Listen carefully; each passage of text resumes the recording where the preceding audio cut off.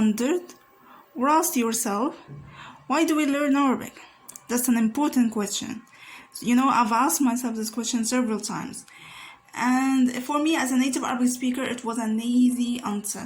But for you non-native Arabic speakers, I had to search a little bit, and here is the answer. Reasons for learning the language. Arabic is a part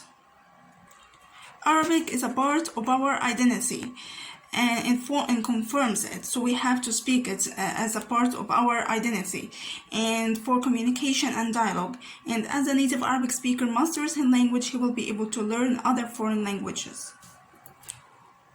The second thing for non-native, did you know that that there are about 422 million people speaking Arabic? It's the fifth most spoken language in the world, and in the Arabic country, in the Arabic world alone, there are about 25 countries all speaking Arabic. Okay, so that's a massive population. Now let's move on. But you have to know that Arabic is also internationally accepted by the United Nations. Now we'll move on to the linguistic significance, as this is the most important part. It has special characteristics that distinguishes it among all other languages. The first thing, all the words are derived from one verb. For example,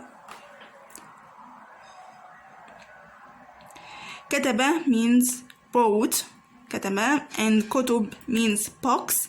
كاتب means writer. مكتوب means is or are written.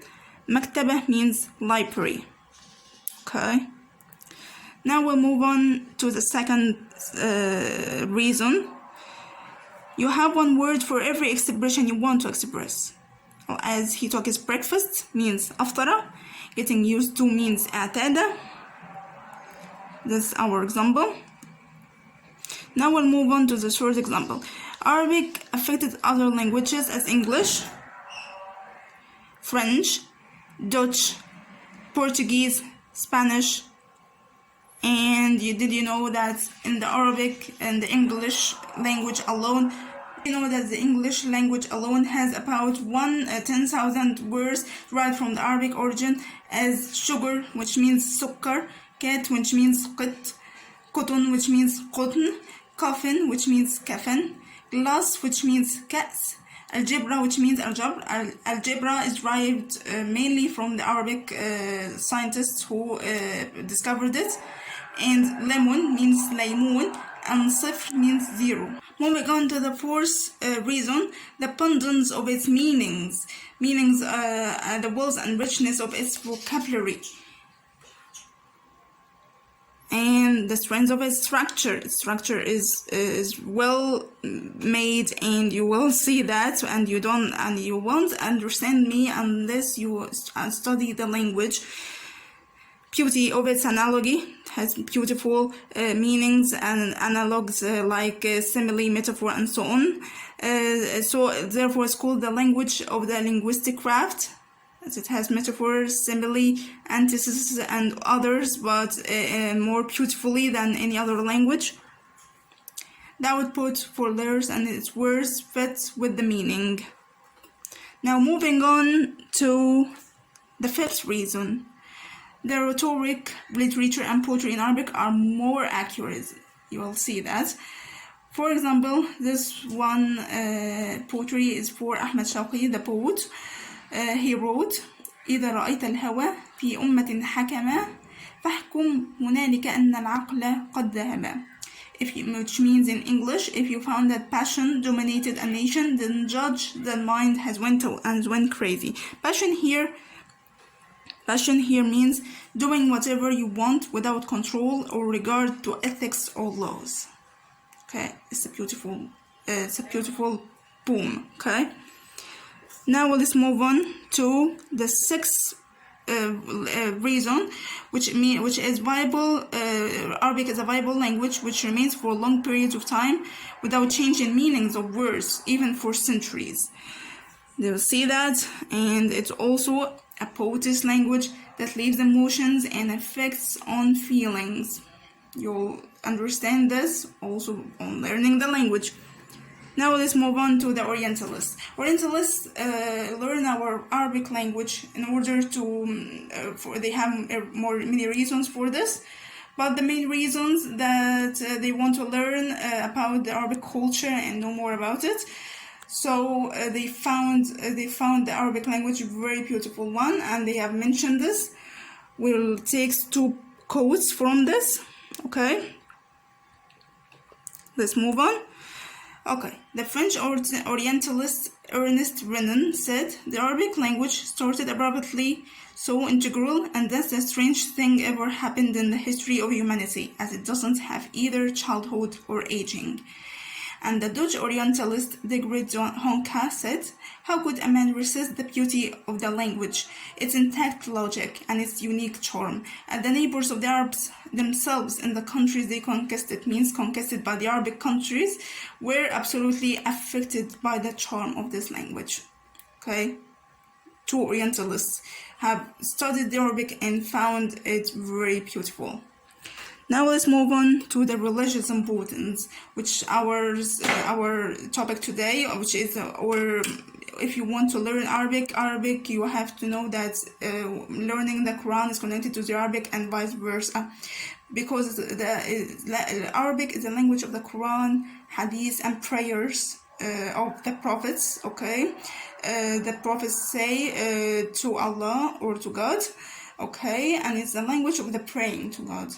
Every ayah in the Quran has its own connotation. You have to know this. You want to understand the connotation of the ayah unless you read the Arabic language in the Quran in Arabic, and you know more about it. Okay, and you will see the miracles and beauty of the Quran if you read each ayah.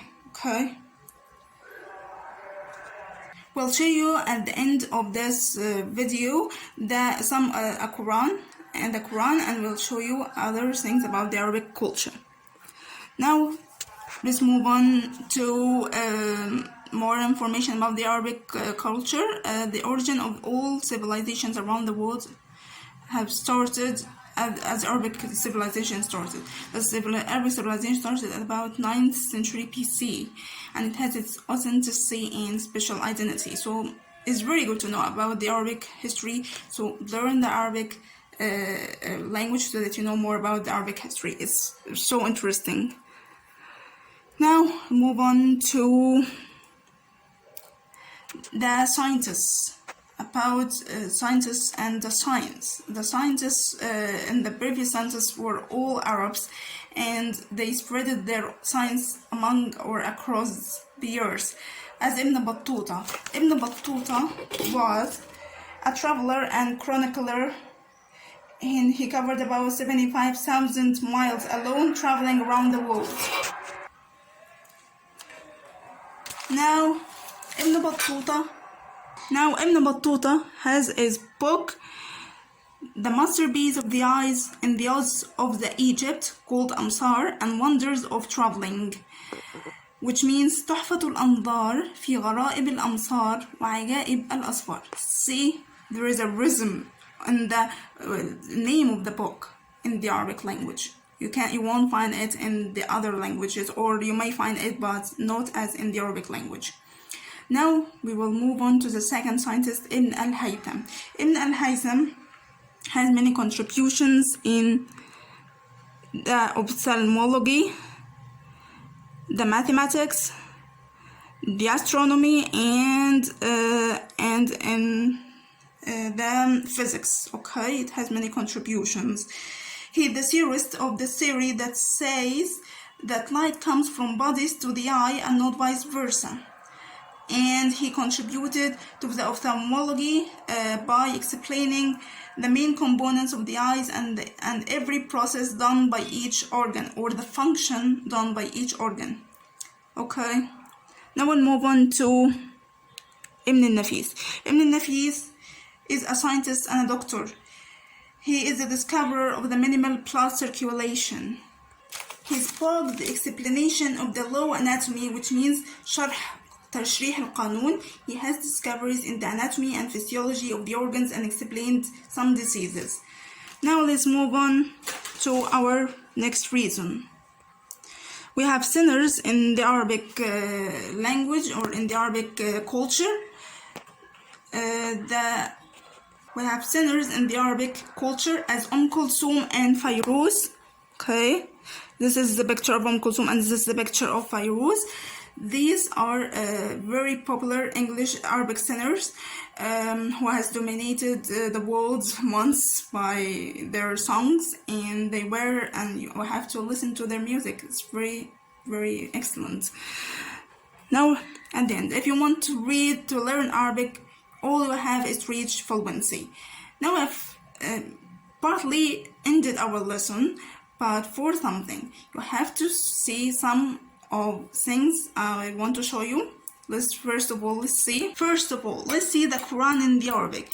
I've written in the search engine Quran in English, and this one appeared for me. Let's see that the first surah, this surah is called Al-Ikhlas, monotheism in English. So let's read it out loud. It says, Bismillahir Rahmanir Rahim. قل هو الله أحد الله الصمد لم يلد ولم يولد ولم يكن له كفوا أحد. Meaning in English, in the name of the God, the gracious, the merciful. Say, He is God, the one, God the absolute. He begets not, nor was he begotten. He begets not, nor was he begotten, and there is none comparable to him. Okay, see, in Arabic is very, very is most beautiful, more beautiful than in the English. The English, you won't see the mercies and see the miracles and the message in the Quran as you will see in the Arabic. Okay, again in the Arabic, قل هو الله أحد الله الصمد لم يلد ولم يولد ولم يكن له كفوا أحد. Fluency is very easy in Arabic. You will be able to learn Arabic very fast, and I guarantee this. If you understand its grammar together with the vocabulary, then you will reach fluency very fast, and you will be able to read expressions in Arabic, and you will be able to understand Arabic people why they speak. And if you learn Arabic in the modern standard Arabic, then this will guarantee that the Arabic will be your first language, your second language, and you will love it. There are many reasons for learning it, so keep on learning it and don't give up. That's my advice.